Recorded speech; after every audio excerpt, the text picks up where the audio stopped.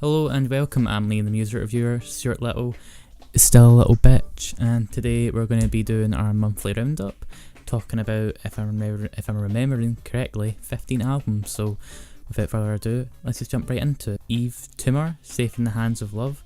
I think I said her name right. Pronunciation, not my strong game here, but yeah, we're starting off pretty positively with this one because this was easily one of the best listens of this month. If you're not involved in the music reviewing circle, then maybe this has kind of slipped under your radar, but everyone that reviews music online has pretty much talked about this to some extent, and I think that's totally warranted, considering just how of a unique listen I would say it is, especially because it took me a while to get around to it. There was so much stuff to get through with features and whatnot, so when it actually got around to me giving this a listen, headphones on, it felt like another world. It was, in terms of experiences, this year was definitely, again, one of the most original and enthralling, I would say. He seems to be, Yves Tumor seems to be somebody that really does focus on creating a really thick atmosphere and mood, and I feel like he does this perfectly. He's always jumping from sound to sound. A song like Noid could be considered like a really perfect cut of art pop. I could absolutely see this being on like a FIFA game, like in one of the menus, or that it's very catchy and quite accessible but doesn't seem to lose that sort of edge or character that a lot of this album carries. And then there's just other songs like Hope and Suffering that feel like a post-industrial nightmare. This isn't even getting into like the lyrical side of things. It really does kind of tap into desperation, longing for someone, whether that be camaraderie or love or just any sort of attention. It's a very bleak, just a very bleak lyrical sort of thing going on here, and the sound itself really does tap into it. They feel like one cohesive unit, and it just ends up in with the most one of the most entertaining, in a very bleak way anyway, very entertaining listens, one of the most rewarding listens as well, and definitely something that I can see myself coming back to time and time again this year, and yeah, easily one of my favourites. So if you haven't given it a go yet, go give it a go. You're doing yourself a great disservice not having listened to this already. In terms of score, going for a light 9. Avantdale Bowling Club, self-titled. This was another one that was getting a fair bit of buzz, especially on places like Rate Your Music and whatnot, and well, other people have reviewed it so far and seemed to be relatively positive about it. I felt kind of indifferent to it. I don't think Tom Scott is that compelling a rapper, though he has interesting things to say at times. I don't think he does much that I haven't already heard before in terms of delivery, and it gets to the point where, especially with the jazzy sound he's going for here, it does feel a bit that I've seen it before. I feel it done a bit better, especially because the jazz here, it just felt far too standard and predictable to me. I could definitely see what he was going for on this, and I don't doubt that a lot of people have got something out of this. Just happens to be that I didn't. But if you're looking for some like moody jazzy rap, then I would go for this, because maybe you will get something out of it. But for me, I can't see myself being any more positive than like a decent 5 out of 10 on this. HMLTD, Hate Music Last Time Delete. Dumb name for a band, dumb name for an EP title. I know their name was having to be an abbreviation because of some legal situation, but still dumb nonetheless, and I don't like this EP at all. Apple of My Eye is so hammy that it could maybe be a bit endearing, but bar that, I just find this a really grating listen. Easily one of the worst releases that I've heard all this year. And don't listen to Fantano, don't listen to his lies. He's leading you down, he's leading you astray this time, but don't do it. A decent 3 out of 10. Yeah, a decent 3 out of 10. Mac Miller, Swimming. Obviously my thoughts and love are with anyone affected by his death recently. It was very sad news. I think he was 26, which is just far too young. And the music that he's left us with, I think as far as a kind of farewell album, as it's not a posthumous one, but it came about a few weeks before he passed, I found it very endearing at points. Sometimes the stylistic choices I didn't think were too compelling, It may feel a bit flat for me, but songs like Wings, Self-Care, Ladders in 2009, yeah, definitely did start to like get to me. I bet some of those lyrics probably hold even more sort of impact, considering his passing. Wings has just been a song that I've had on quite a fair bit, and definitely one that I think when it comes to list season you'll maybe see some, you probably see it on there. But I would definitely give this a go if you thought you weren't too sure about it. I really did admire how far he came from his like kind of frat boy sort of beginnings to where he got to at this point. It's a shame we won't get to see him progress any further, but yeah, it's for this being the final album we get from him, I think this is a pretty lovely send off. In terms of a score, probably going for a strong 6 out of 10 on it. Logic, Young Sinatra 4. I didn't hate this album. I'm so surprised that I didn't. Didn't love it. The intro song has like half a minute of just what is pretty much just Logic pleasuring himself as his fans say how great he is. There's another song where pretty much he gets Wu-Tang Clan, or well, all the living members of Wu-Tang Clan, to come do a verse. It feels so artificial and just without any of the kind of, it just didn't feel right. It felt so planned out and whatnot, and just a way that just kind of like detracted from my enjoyment. And there's the final song where it goes on for 10 minutes because he's basically just trying to do what Kanye did in the College Dropout with Last Call.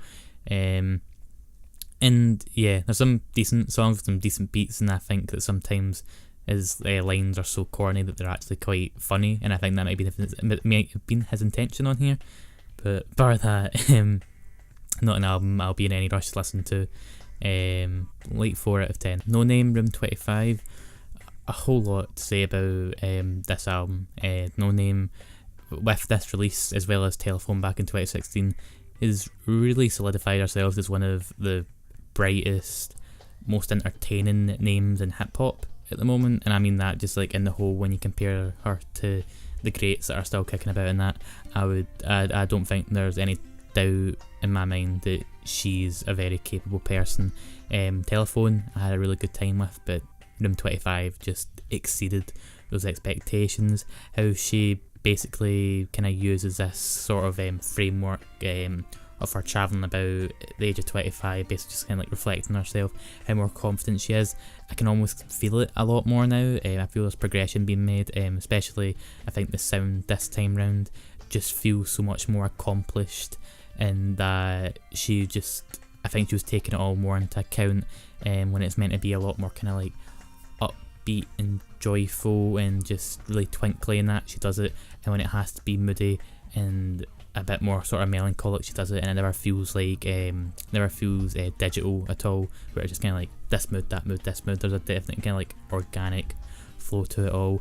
Whenever she talks about anything, or when she raps about things, especially when she talks about like intimacy and sex and that, it never feels sort of like, I never feel numb to it, which we do with like a lot of hip hop, because of the way that they talk about it is quite just sort of like basic and blunt, and that the way she does it is just especially with her delivery and how she words herself, she's just an absolute wordsmith. She's a poet, I'd say. Like, she just manages to impress me with every word, because the sound is the sound's great, but it's not like so fleshed out. Like it's challenging you for her attention. Like, she could have like the most minimalist background and she would still keep you entranced for the whole duration. It's about half an hour long or something like that, and just every time I listened to it, that was me, went right back into it.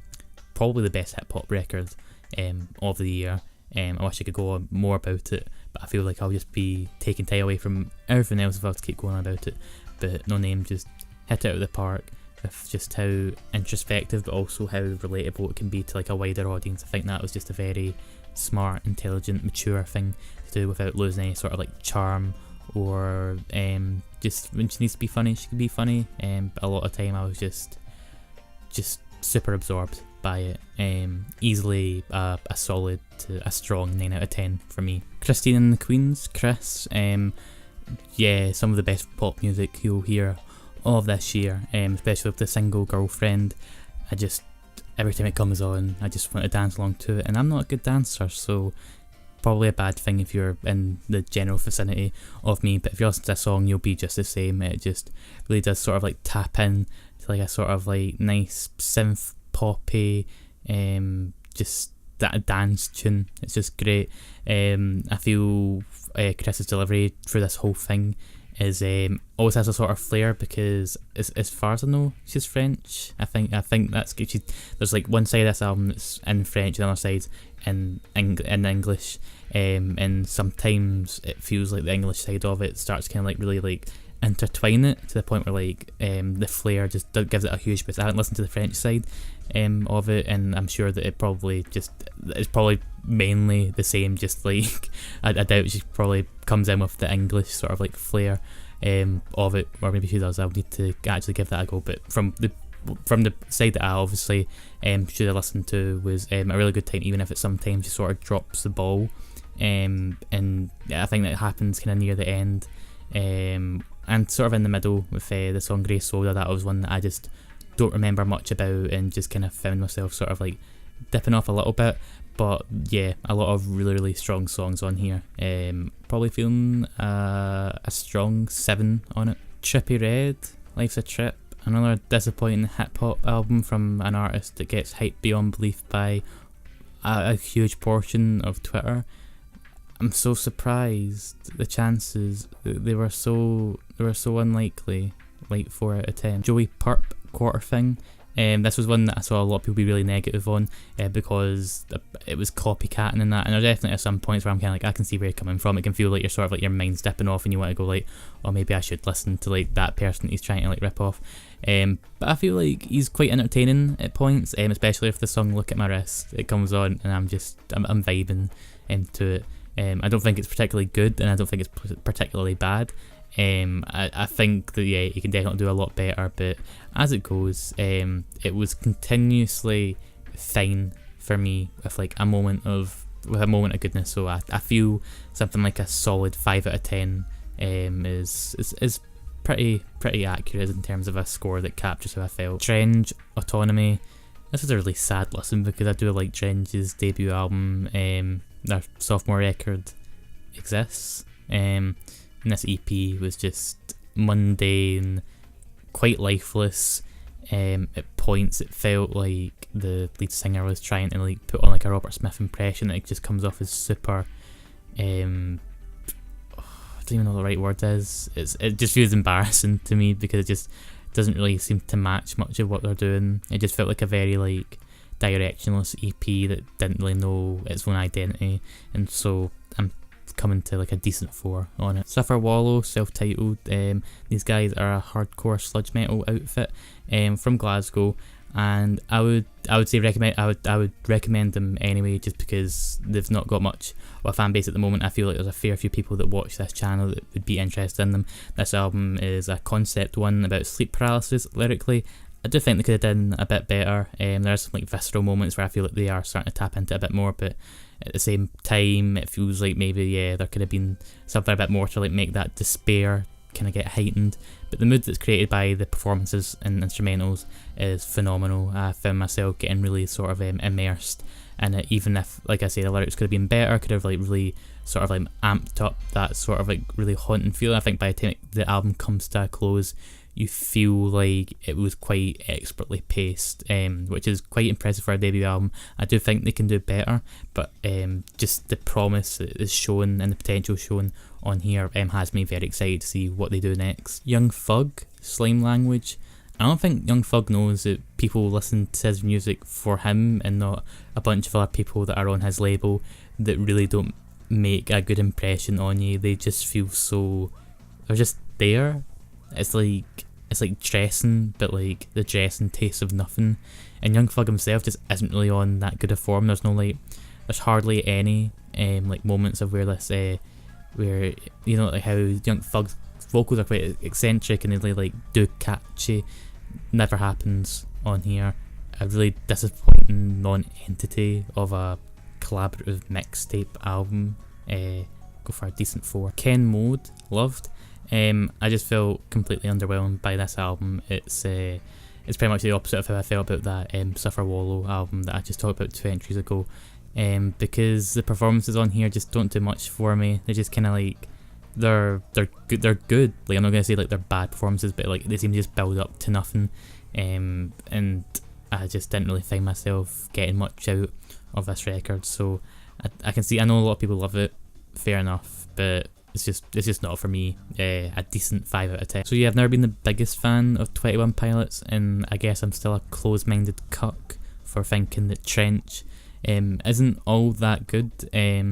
I definitely like it more than I did Blurry Face, and I've not listened to anything else by them, so don't butcher me in that. I could easily say that I love them and get myself some of that sweet YouTube money, but I'm good. I'm good keeping some of my dignity and my morals. The first 4-song stretch on here, starting with Jumpsuit, is really good. It's really good. See if the rest of the album was like that, I would be definitely like on like Fantano's side of thinking this was like something just really super interesting. But as it stands, it's like an album that would make a really good EP, but there's just a huge stretch, or there's just really nothing much after that 4-song stretch where I'm like, oh, this is something. It just kind of like really fell off the deep end at that point. So a light 5 out of 10 for me. Lastly, we're going to be talking about Clarence Clarity's album Think Piece, which hasn't been getting that much attention in like the wider musical sphere, but like a lot of people on YouTube are talking about it, and I'm sure it will start to pick up more buzz as the year goes on, and then when the end of the year lists come out.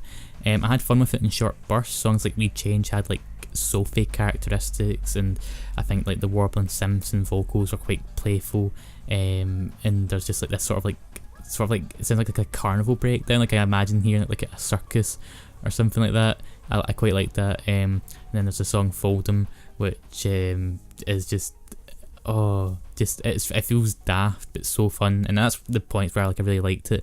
I think there's just some elements of this album like where like they bring back a refrain from another song, and it just feels sort of pointless. I know people will say that, oh well, the kind of background's different, so it makes more sense, and you kind of go like, oh, it's back again, but like I wasn't really won that over the first time around, and second time wasn't that endearing, and like obviously I've listened to this album a few times, so it's like it's just kind of something that happens. I'm just kind of like, could you have done something else maybe?